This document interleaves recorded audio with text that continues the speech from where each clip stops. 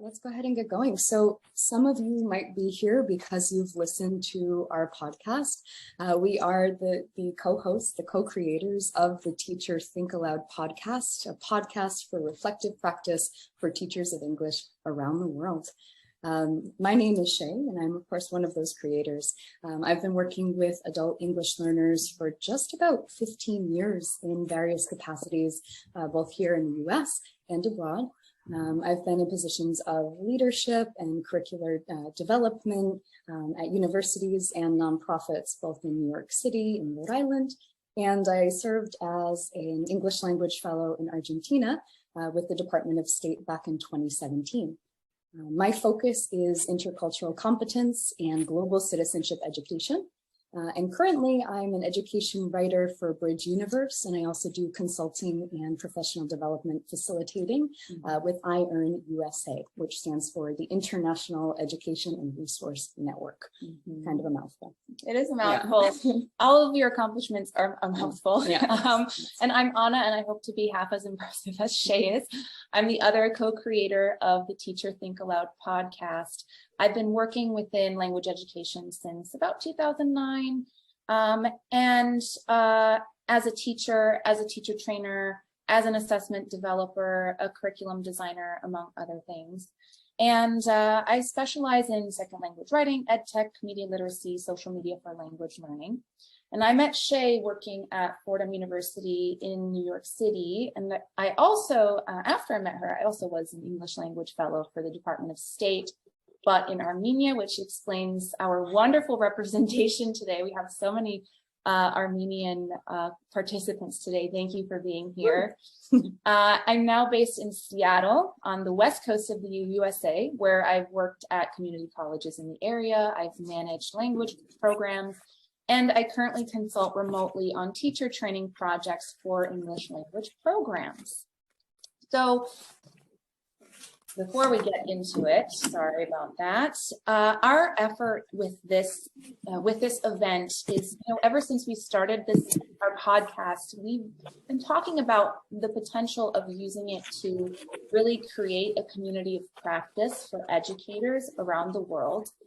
And so that's what we're doing here today. We're gathering you to help us start a community of practice, a professional learning network together. So, yeah. We're going to put you to work today. We're really looking to co-create and co-construct this PLN. So today is our launch party, right? So it's hard for it to feel like a party when we're all just staring at each other on Zoom, sipping tea. But feel free to pop champagne.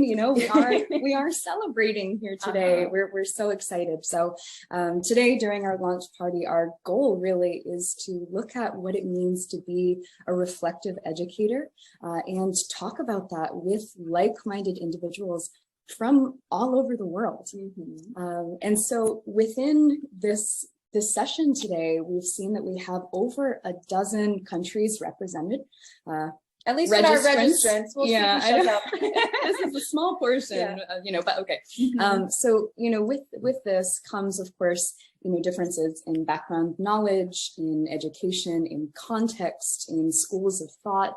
And so we just want to remind everyone that, this should be a safe space, right? That we're here to be supportive of one another more than anything, to respect our differences and learn from one another. So let's try to keep it thoughtful, light, and have fun, which we have no doubt that that's going to happen, but we have a lot got to put it out there. Yeah. So. Oh, right. And so our agenda for today is we're really going to just dig into reflective practice 101. What does it mean to cultivate a reflective practice? And we'll start asking some of those questions with each other in small groups.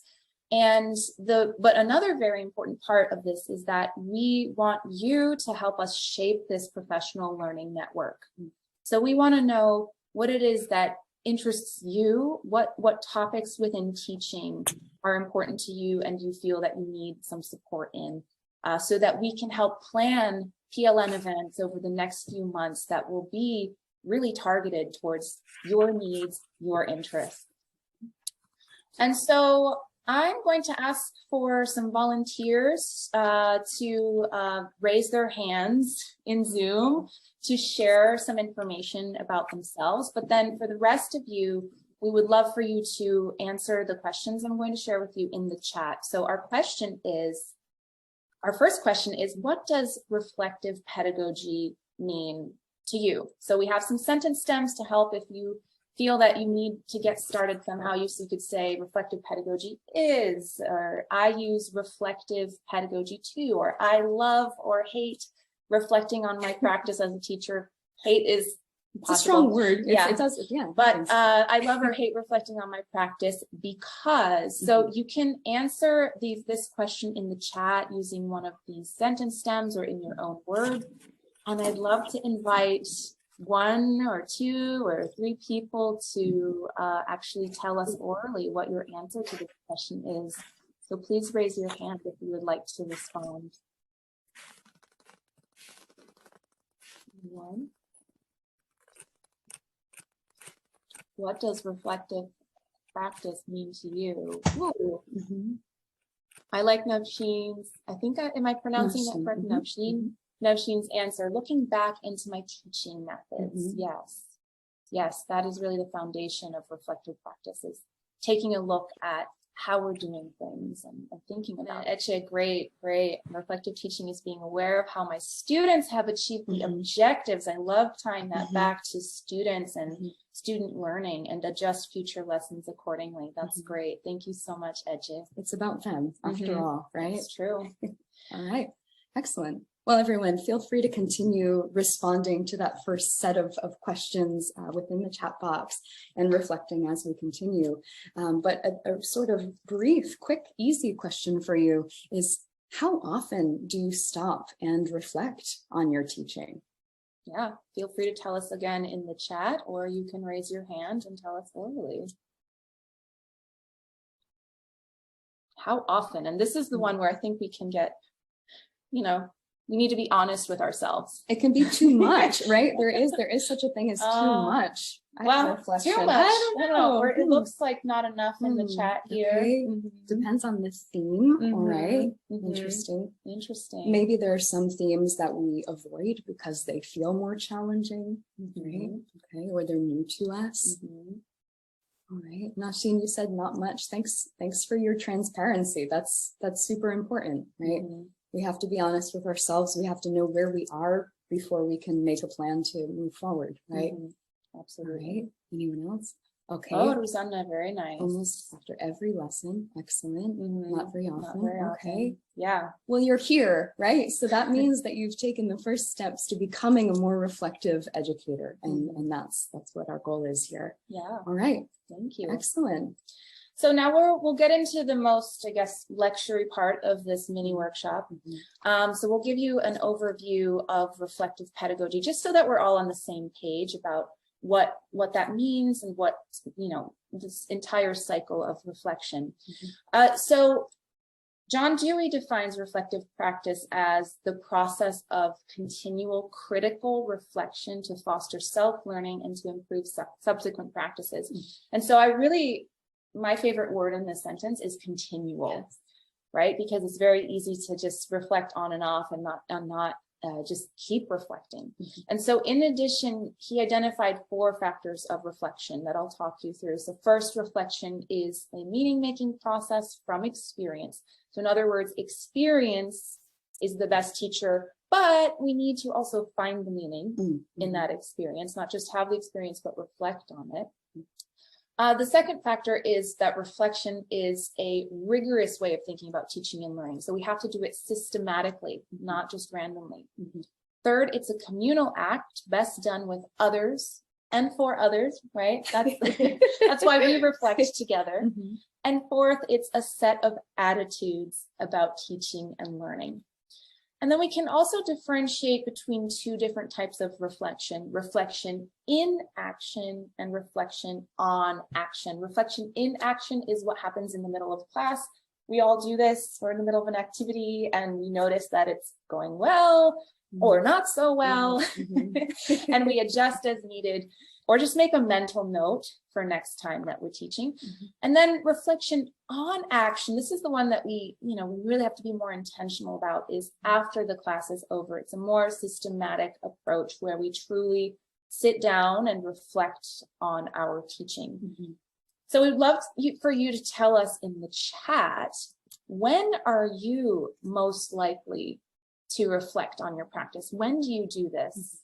Maybe how do you do this? And I feel like Alita already had this question in mind, right? It depends, maybe after each test, right? I think that was for the previous question, but yeah, sometimes after some form of assessment, that's a moment to pause and reflect. But let's hear what your approach is. So are you reflecting within the session, after the session, both? Where do you stand on this?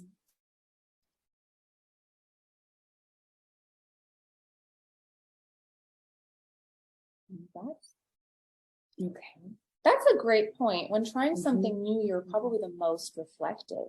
Thank you, Mary. Oh, major failures. I don't love the word failure. Trials, right? It's never a failure, always learning, right? Anna and I have talked about this a lot. We're not brain surgeons, right? So if we do make a mistake in the classroom, we have a chance to kind of go back, reflect, and make changes. It's not the end of the world, right? No one died. No one died. I hope not. Jeez, that's dark. Yeah. Okay. When a lesson isn't going well, students aren't getting it. That's when it's most obvious, right? Woo, lots of answers. Awesome. Thank you for engaging. But I'm noticing a pattern that we tend to reflect more when we see that something hasn't gone well, or I love after being observed. That's good too. Observation forces us to sort of pause. And somebody else is observing us, and we have to be critical of ourselves more in that moment. But we also need to celebrate the things we did well, right? Not just, I did this horribly today. So just keeping that in mind. All right, let's move on. So now we've mentioned Dewey and we've mentioned Schoen, but there's another key figure in the world of reflective practice, and that is David Kolb. So Kolb captured this model of reflective practice in what he called the experiential learning cycle, which we'll illustrate here. And so the first step in the learning is, of course, this concrete experience. And what we're talking about is this teaching experience. Right. And then after that, you have the reflection or the reflective observation stage. And that's where you review what you did and you reflect on the experience itself. Now, essentially, the goal here is to examine your lesson or the part of the lesson that you're being sort of critical of, and think about how it compared to your thought process and reactions during the experience itself. And after that piece is the abstract conceptualization. Now it's a mouthful and it sounds kind of intimidating, right? But really it's just where you're drawing conclusions and learning from that experience that you had and that you then reflected on.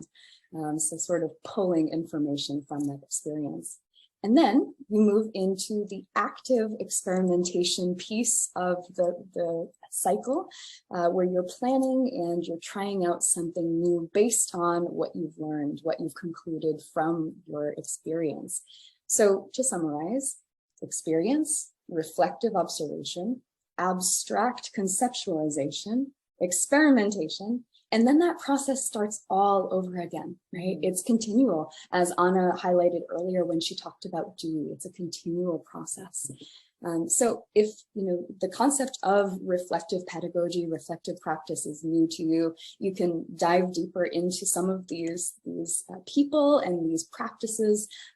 If you want to check out our very first website, not our first website, our first episode. I got excited. We do have just one website, but our first episode, don't judge us too harshly because the quality, I think, has improved a lot in a year. It's our very first one. But we talk about what reflective pedagogy is, so feel free to check that out. All right. So we're going to stop lecturing at you, which is obviously not the best practice. So we're going to now really dive into some questions for reflection. We're going to put you into breakout groups with about 3 or 4 participants in each group, in each room. For this first one, we'll give you about 6 minutes, and then you'll have about 30 seconds before we close. So our questions for this first breakout group are: what tools or strategies do you use to reflect on your teaching? What format do you reflect in? And do you reflect on your own or with others? Who are your go-to people for reflecting on your teaching? So we're going to put you into groups, and you have about 6 minutes. We are going to move into our second breakout group. And in this one, we're going to get a little bit deeper. Okay, so we'll spend about twice the amount of time chatting. And here we want you to think about a dilemma that you've had in your classroom, or a challenge that you've had recently, or maybe you're going through it now, and share with your partners what's happening or what happened, and help each other, support each other in brainstorming possible solutions. All right. And so our final breakout room. Okay. So we all have strengths and we all have areas for improvement. So we'd love for you to touch upon those. This can be a bit of a vulnerable question because we have to be honest with ourselves. So please discuss. We'll give you a little bit less than 10 minutes, I think, because we want to stay on time. What strengths and areas for improvement do you notice in your practice? And what would help you improve? We're going to put you back in breakout rooms again for a period of time, and then we'll debrief together. And hopefully you've made friends with your colleagues within these breakout rooms. Yeah. All right, here we are. Okay, so as we mentioned at the very start of this session, we are looking to co-construct this professional learning network with you. And so that means that we really value your opinions, and we're looking to just gain a little bit more insight about where you feel supported in your practice and areas that we could maybe support you. So we are going to go through a series of polls, all right, where we look at a couple of different areas that we think that we could support you well in your teaching, and we'll have you choose one of the options. Okay. So let's talk a little bit about what we're trying to do here at the Teacher Think-Aloud PLN. So ultimately, when Anna and I decided to create the podcast, we had this vision in mind that we really wanted to bring together people from all corners of the globe to talk about what we care about most, right? Which is teaching. So everyone here is, you're such an impassioned educator. And so we think that there's so much good in being able to share your passion with your colleagues. So really the PLN is an opportunity to reflect and connect with people from all over the world, and discuss a variety of issues and themes related to the world of English language teaching. Okay. And so what that's going to look like is a series of monthly mini workshops on participant selected topics. So these are the topics that you're choosing now, or that you have chosen already. We're going to take a look at the results and decide which topics are of most interest to this group, which hopefully will reflect a kind of a sampling of interest for other educators who weren't able to make it today. And then we'll also have a Facebook group with resources and opportunities for you to talk to each other, share resources that you've found, share activity ideas, whatever it is related to that topic. We're going to keep the conversation going outside of just these monthly meetings. So we really hope that you will participate in that as well.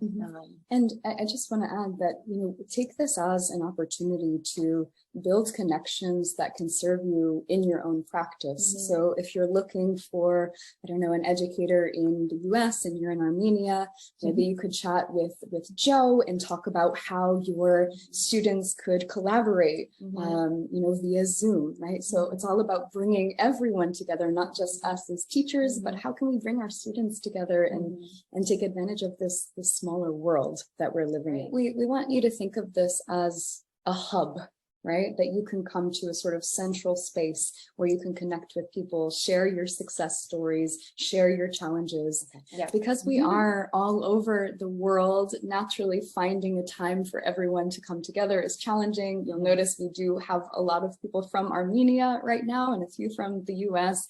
So we are going to be thinking about how we can get more people together in this space. So we will share more information about the times for these meetings, but what you do see here is a list of the dates that we plan to host some sort of event.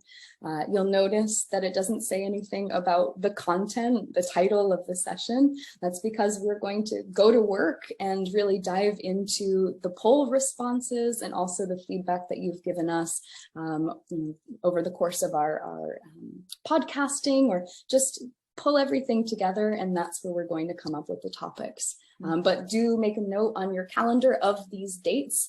I should say these dates in the US, right? Yeah, so if you are ahead of us and we're doing something in the evening, it might be the next day. So right. we'll definitely be sure that is clear. Yes. And have a link to, the time zone converter and everything that you need to make sure that you're getting the right day. But these will be the dates in the US for sure. And so in terms of pricing, we're trying to expand what we offer. We're trying to support ourselves as well. This is a labor of love, but we're trying to support ourselves as well. So these events will be donation based. So it will be whatever you're able to spare. And of course, please do contact us if the donation amounts that are available. I think the minimum will be $5. But we will, if that is just an impossible amount, we know that there are different exchange rates across the world. Please do contact us if you're worried about covering that donation. We want you here. We do. Do. Ultimately, that's that we care about that more than anything. So do reach out, please. Exactly. And once again, we will share instructions on how to sign up via email. If you signed up for this session, if you're in this Zoom meeting, it means we have your email address.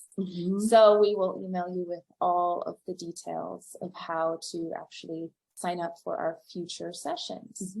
Along with a recording from our session, at least the parts where Anna and I are speaking.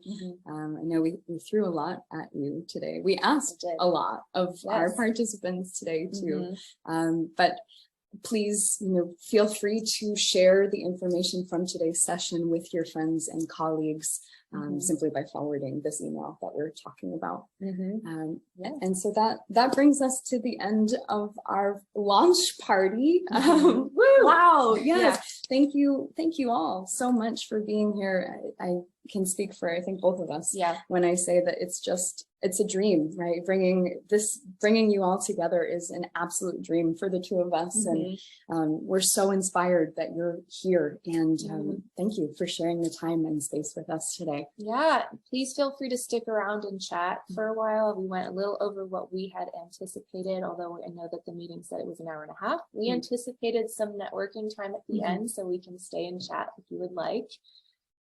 So please feel free to hang out for a bit, or feel free to move on with your day. We'll be getting in touch with you very soon, I hope, with more details for future sessions. Well, everyone, thanks so much again, and we look forward to engaging with you somehow soon. You're awesome. Everyone. Have a great day. Have a great day. Have a great evening for many of you. Sleep well.